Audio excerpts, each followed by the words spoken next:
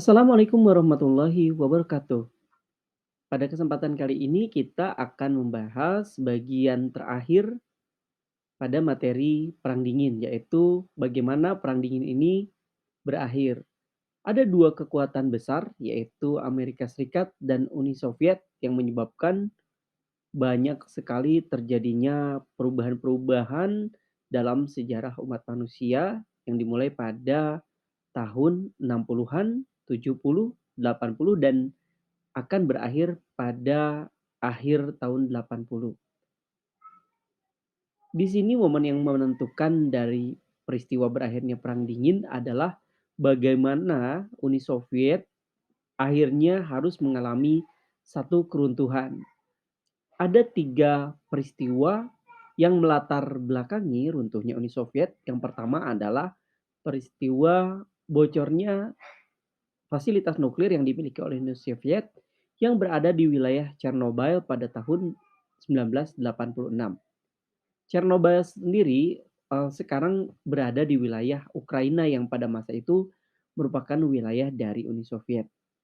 Kebocoran inilah yang menyebabkan akhirnya masyarakat Uni Soviet ragu dengan kepemimpinan dari pemerintahan mereka. Lalu kemudian ada peristiwa yang berikutnya yang terjadi dan mempercepat proses runtuhnya Uni Soviet adalah runtuhnya tembok Berlin. Bagaimana tembok Berlin ini sudah ada dan pada akhirnya memisahkan antara Berlin Barat dan Berlin Timur, di mana Berlin Barat sudah kita bahas pada pertemuan sebelumnya, yaitu berazaskan demokrasi, sedangkan Berlin Timur atau Jerman Timur berazaskan atau memegang ideologi komunis. Satu lagi peristiwa penting yang mempercepat runtuhnya Uni Soviet adalah bagaimana Mikhail Gorbachev mengeluarkan satu pandangan yang dinamakan sebagai glasnost dan perestroika atau prinsip keterbukaan dan kebebasan. Ini adalah bagaimana proses Chernobyl terjadi di mana satu kota terkena dampak dari reaktor nuklir yang meledak. Nah, ini bagaimana Chernobyl mempengaruhi dampak lingkungan terhadap masyarakat Eropa.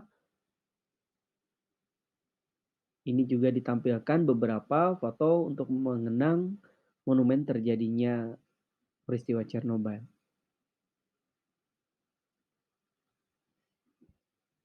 Ya, demikian eh, materi terkait dengan berakhirnya Perang Dingin. Kita akan lanjutkan pada pertemuan berikutnya terkait dengan perkembangan pemerintahan Jerman Timur. Terima kasih. Wassalamualaikum warahmatullahi wabarakatuh.